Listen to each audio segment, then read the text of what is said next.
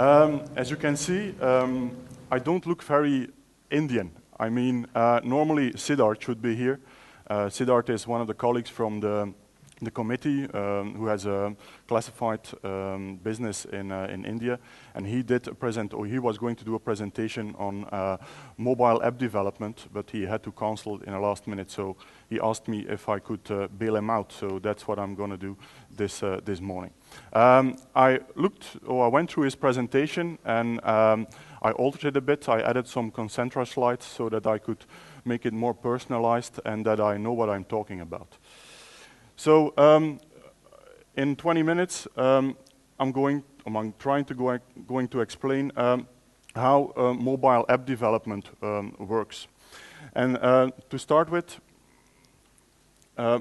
this is a slide which is very similar to the one that Shane has just presented. It's about what is the market doing. And as you can see in India, the penetration of internet is increasing by 5 by 2015. And if you look at the slide, you can see that mobile is the biggest part of it.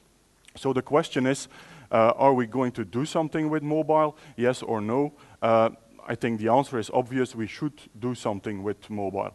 So my question to you now is, who of you already have a mobile website or already have mobile apps for their classified business?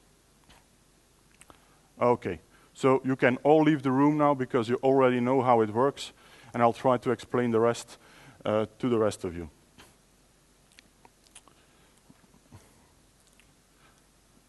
Okay, a slide about the operating system market. There are a few different operating systems in mobile these days. The biggest one is still Symbian, which is a Nokia operating system. It's still almost 40% because of their history.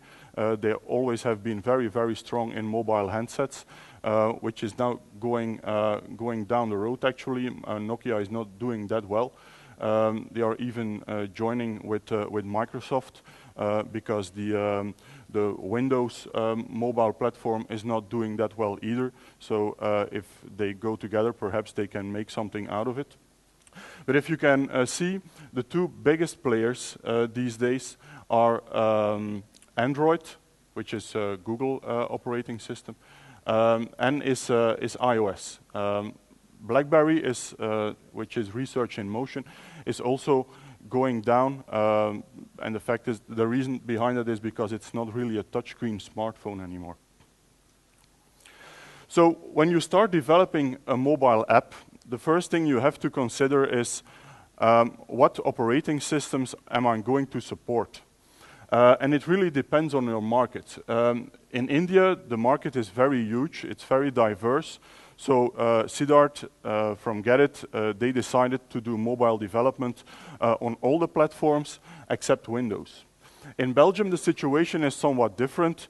We don't have a very big BlackBerry penetration, and most of the people in Belgium who have a smartphone are using or Android or iOS. So we decided to do our mobile development on those two platforms. We have a port to Symbian, but actually we're not doing very much with it. So app development, how does it work? It's a bit the same as normal software development, except that there is an extra step, which is step number 3. You need to submit your apps to the different app stores. I'll go into detail later. So the first thing you have to do is you have to initiate the project. You have to think about what you want. What kind of app do you want?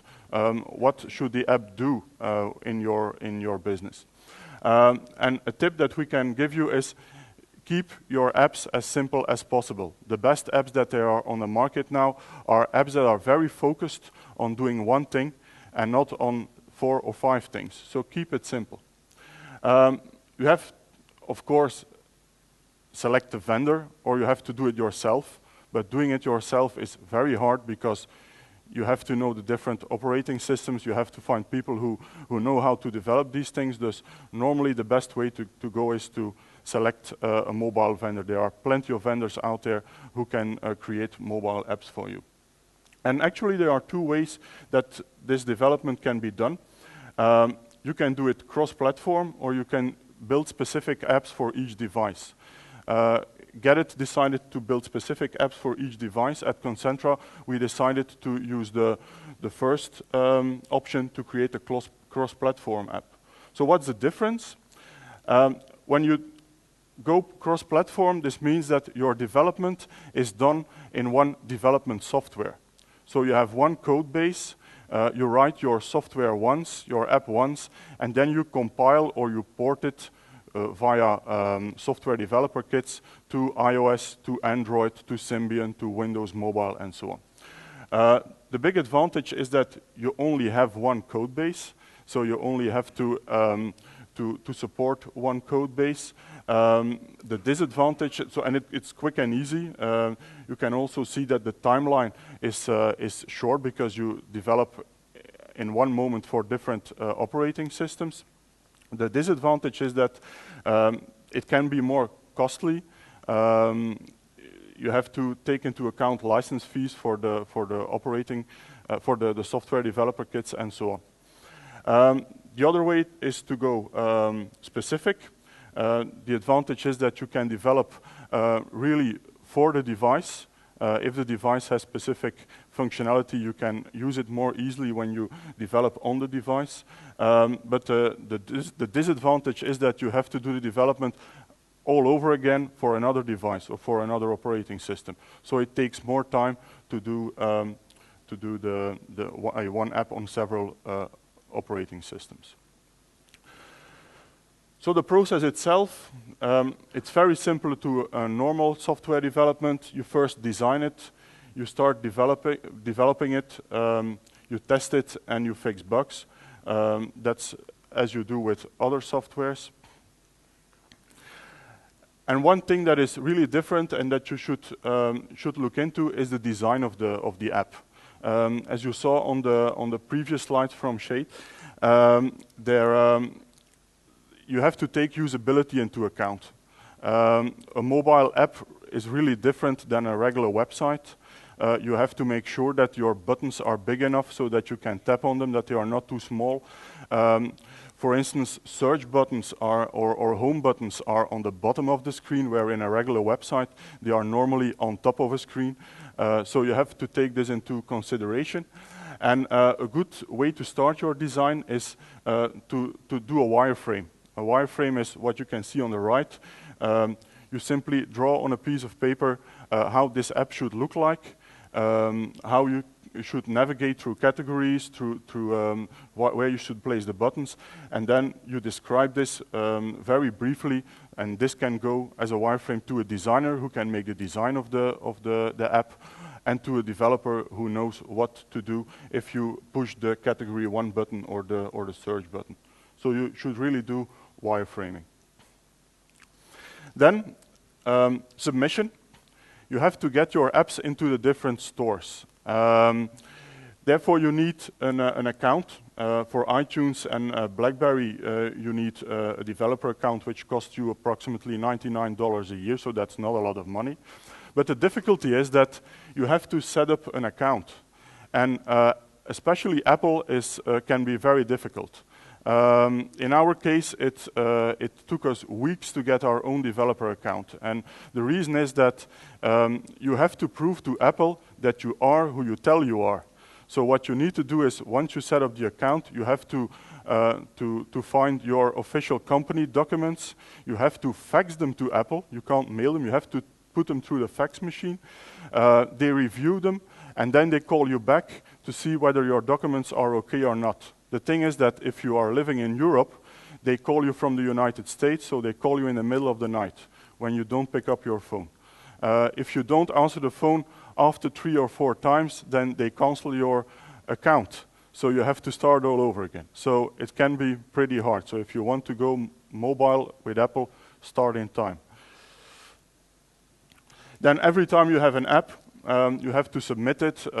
Especially Apple is reviewing all the apps to see if it works, if it's appropriate, and if it works, then it's approved and it will be there in the App Store.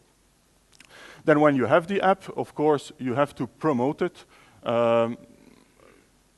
What you want is you want downloads and people start using your app. So how can you do that?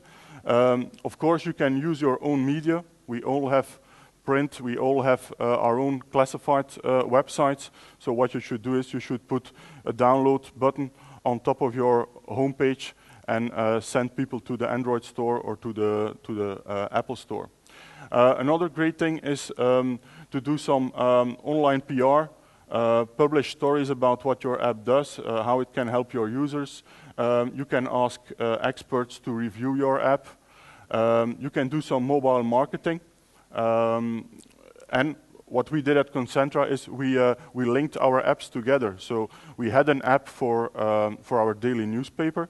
And in that daily newspaper app, we put a link to our new real estate classified app. So people who were using the daily newspaper app were redirected to the real estate app.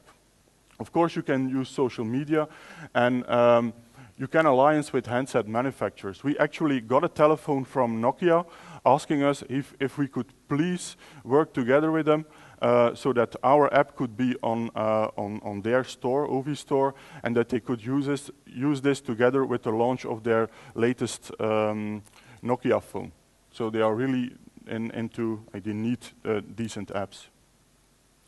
So that's basically how app development works, what you have to consider. We have some real-life examples. I have some screenshots from 2 Concentra and 2 Garrett apps, just to show you. One app is the Concentra app of Antwerp. It's a Foursquare type of app that is built to discover Antwerp city and its local businesses. It includes a deals section. This is how it looks like. It has a home screen that has auto detection based upon location. You can search local businesses through keywords or popular categories.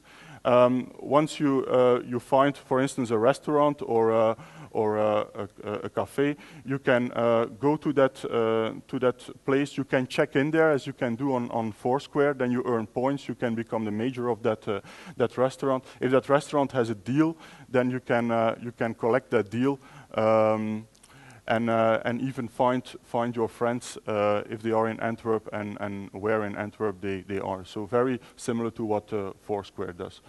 We have some mobile advertising on it, as you can see, and also customers, so the local businesses are paying to be on the app of Antwerp.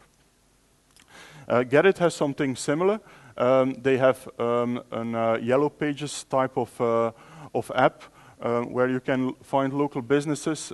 It also uses auto detection of your location. You can find all kinds of businesses based upon categories.